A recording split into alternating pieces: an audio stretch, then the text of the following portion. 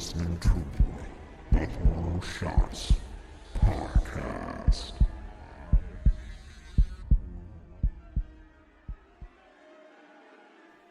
Hello again and welcome to another Horror Shots Podcast with me, Casey.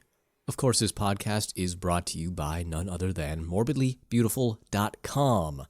Yes, that lovely little website that provides you with everything you need to know about horror in the pop culture sense. They always have a ton of great information going up there, from interviews to retrospectives to reviews, top 10 lists, whatever you want, they have it. Go check out morbidlybeautiful.com right now. Now, over the past couple of months, I have been running a little contest. So for those of you who wanted to leave a review, and did during that time frame, you were entered into a draw to win some pretty cool stuff. That contest is now over, and we have a winner. It is none other than the very first entry, and that was Stefanie Gurr, who left a review on Apple Podcasts. So that's the winner. I need you, Stefanie, to send me an email at horrorshotspodcast@gmail.com so I can get your information, so I can send you a shirt or a print or whatever you want. We'll talk. Just send me an email and I will get back to you with when you can expect it and what you're going to get.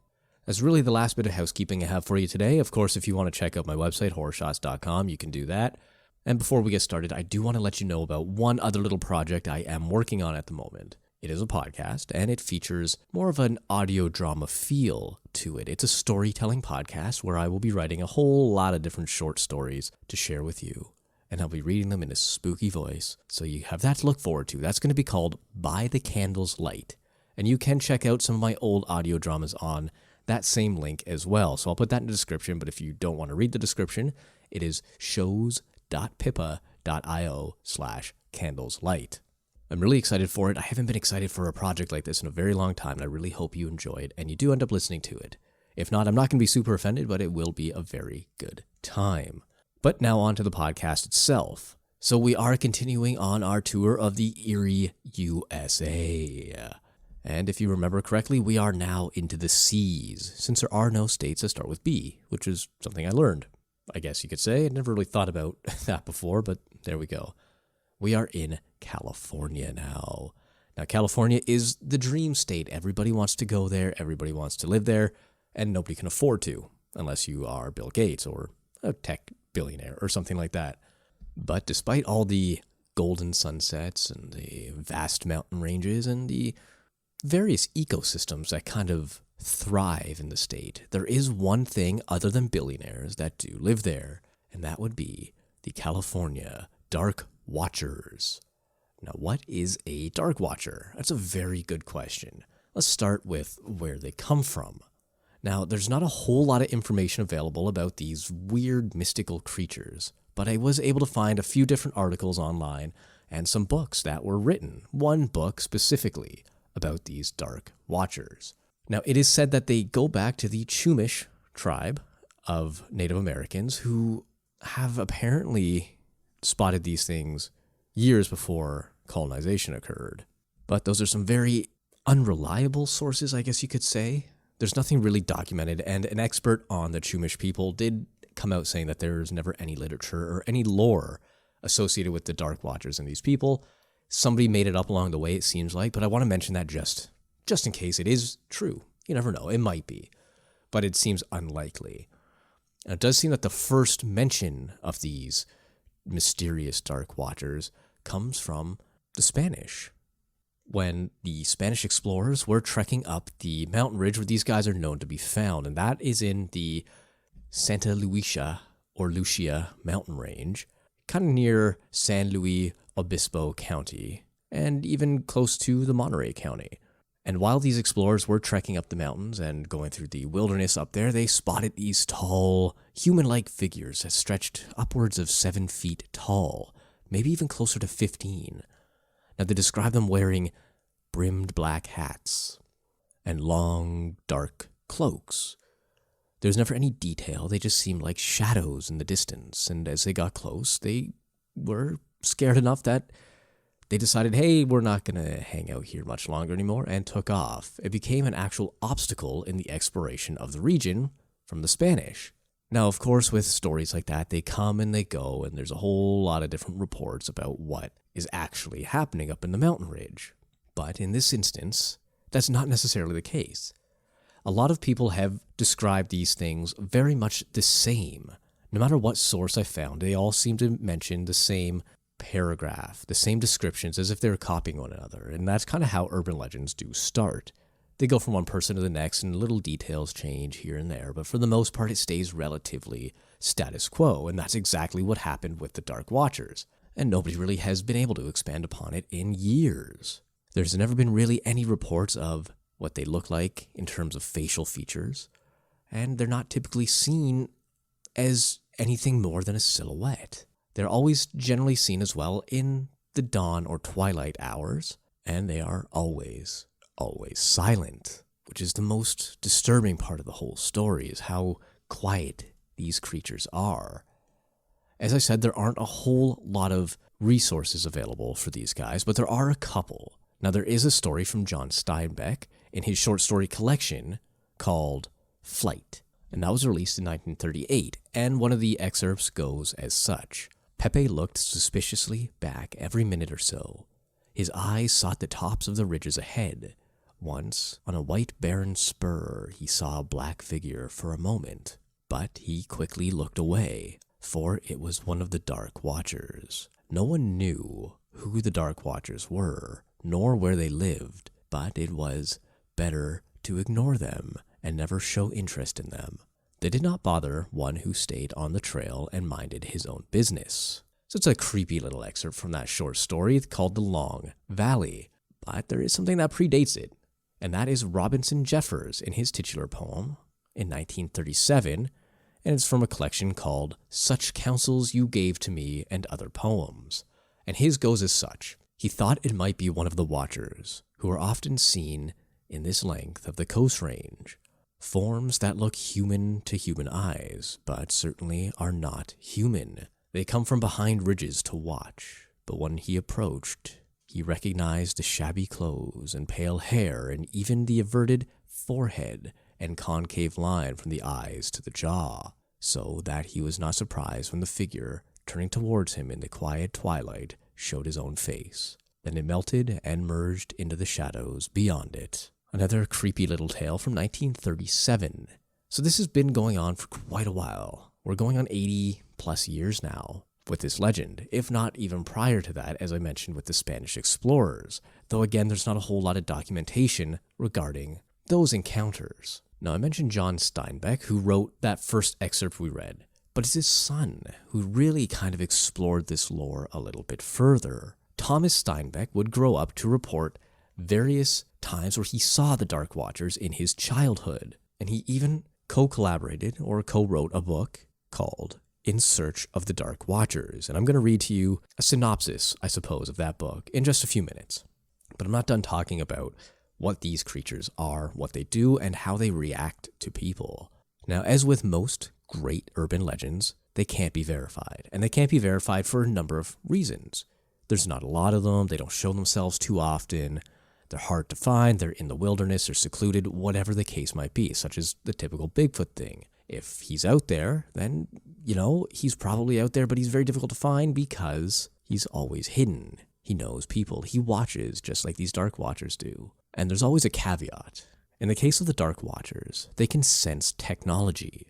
They can sense anything from radios to cameras to even waterproof plastics. It's said they only show themselves to those who are simple, who dress kind of old-fashioned or very minimalist. If you go hiking in that stretch of wilderness and you have even a cell phone or GPS or even a leather jacket, perhaps even a raincoat, these creatures won't appear to you.